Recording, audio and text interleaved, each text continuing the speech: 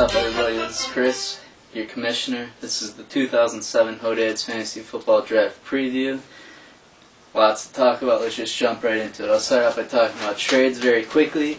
There was a lot of action leading up to the keeper deadline. People trying to improve on their keepers.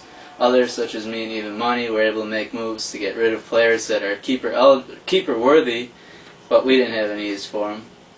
We're on the right track right here, although you have more to offer. Alright, starting it off. The morning of the keeper deadline, Jolly Rogers traded Mark Bolger to Boom Goes the Dynamite, and in return, Boom sent over Edgerrin James and Javon Walker. Talk a little bit more about that in just a minute. I'll just keep going. Sunday was a busy day. Auto Draft was involved in 2 trades. He traded his 6th-round pick to me in return for Julius Jones, and he also traded his 7th and 11th round pick to Even Money to Win for Matt Hasselbeck and Anquan Bolden. Auto Draft quickly improved his team. At least he doesn't have to keep Jeff Wilkins anymore. That's a good thing. Also on Sunday, Compton Crusaders traded their 6th and 11th round pick to Even Money to Win for Lawrence Maroney and an 11th round pick. Right there, Even Money to Win gained a 7th, 11th from Auto and a 6th and 11th from Compton. He's in great shape, as if he wasn't already.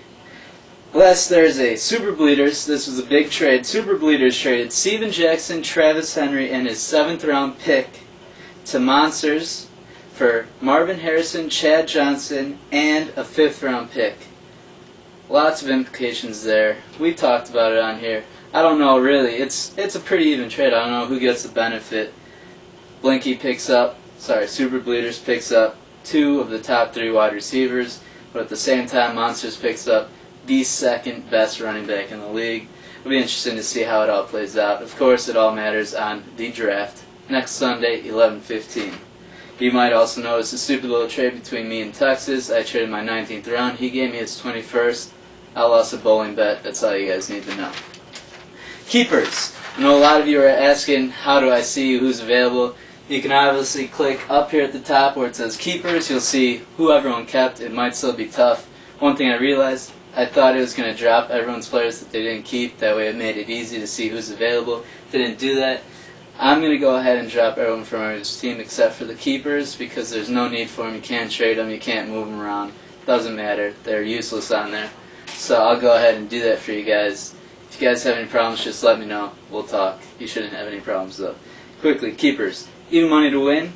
He kept 3 running backs and a wide receiver. He's obviously in great shape. No question about it.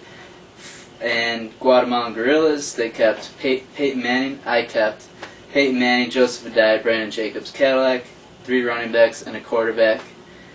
Monsters of the Midway kept 2 running backs, a quarterback, and a defense. He kept Steven Jackson, Travis Henry, Rex Grossman, and the Bears defense. Jolly Rogers is keeping Edgerrin James, Jarius Norwood, Torrey Holt, and Javon Walker. One problem to note there, Edgerrin James and Norwood, his 2 horses, his 2 running backs, both have Week 8 bye weeks. He's in trouble. As for me, Peyton Manning and Joseph Adai, Week 6 bye weeks. ISU Pimps, you guys got lucky. That's when I play you. Even Money to Win, Gore and Roy Williams both have Week 6 bye weeks.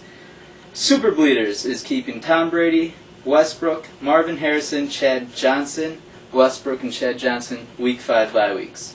Skirts is keeping Larry Johnson. She's very happy he's signed. Eli Manning, Brett Favre, and Plaxico Burress. Manning and Burress, obviously, both have the same bye week. That is Week 9. Tuxes is keeping Carson Palmer, Willie Parker, Clinton Portis, Steve Smith. He's going with 1 quarterback, 2 running back, 1 wide receiver. I know he's not happy about Portis, but it could end up really well for him if Portis stays healthy. The Pimps, they are keeping Donovan McNabb, Jay Cutler, Cedric, Benson, and Thomas Jones. Nothing to worry about buys there. Boom Goes the Dynamite picks up Steven Alexander, Maurice Jones-Drew, Mark Bolger, and Larry Fitzgerald. He spread them out, 2 running backs, a quarterback, and a wide receiver. He's in good shape there. Alexander and Fitzgerald, Week 8 bye weeks. Watch out for that. Asses, crown their asses. Keeps Drew Brees, Philip Rivers, Ronnie Brown, Reggie Wayne. Crusaders keeps Rudy Johnson, Lawrence Maroney, McGahee and T.O. He's got 3 running backs kept. Him and me are the only ones who did that with even money to win. Sorry about that. Us 3 kept 3 running backs. We'll see how that strategy works out. I think it's important to have tons of running backs. They're very useful. Auto draft. Completely changed his team. Amon Green is the only one on there that he had kept before. Amon Green, Matt Hasselbeck, Julius Jones, and Quan Bolden. Hopefully he can improve his stream through the draft. As you notice, he did lose his 6th, 7th, and 11th round picks through trades. That might hurt him a bit. Quickly, just talking about the players that are available. When draft time comes around, quarterback is a position that will be... There's some good players out there. I think the good ones are going to go pretty quick, first 2 rounds or so, maybe 3. And then you got some quarterbacks at the bottom, such as Joey Harrington, Leftwich, Jeff Garcia, Matt Schaub, Jesse Campbell. These are guys that could be valuable later on in the deeper rounds. Running backs, there's nothing. I mean, you are keeping guys that are splitting time, such as Fred Taylor with Maurice Jones-Drew. Liddell Betts is out there, but you got Clinton Portis. Chester Taylor and Adrian Peterson, both available. Who knows who's going to get the carries there. And then you got backups. I mean, Turner out in San Diego. Then you got all the Denver running backs, all the Detroit running backs. You guys try and figure that out. Other than that, you guys are just keeping backups. I mean, running backs are done. Tight ends, they're all out there for you. Who's going to get Antonio Gates? But it really doesn't matter. I think tight ends are pretty deep. Wide receivers is what's going to be really interesting in this draft. There are tons out there. Only 11 wide receivers were kept. I think this is obviously the deepest part of our draft. Wide receivers, where will they go? Who's going to take who? You got some awesome names out there. I'm more excited about Wes Welker and Antoine Randall L. That's a joke there at the bottom of my list. I just hope you guys pick them up. That way I get the better players. What else is there to talk about? Money. Read what I wrote about money. 2 of you are good to go. Boom goes the dynamite, and Super Bleeders were taken care of. The rest of you, get me my money.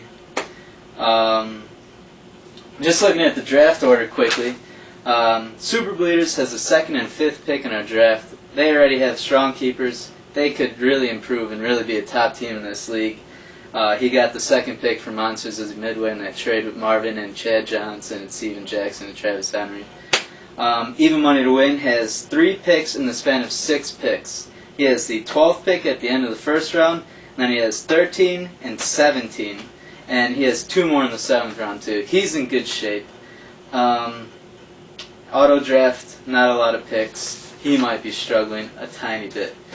And that is about all I have for you guys right now. This is probably the last time I'm going to make a movie up until the draft. Be here 11:15 in the morning next Sunday. 2 Sundays from today, and good luck to all you guys. If you guys have any questions, let me know. I'll be making these videos weekly after every Sunday. I don't know when I have time. Talk to you guys later. Peace.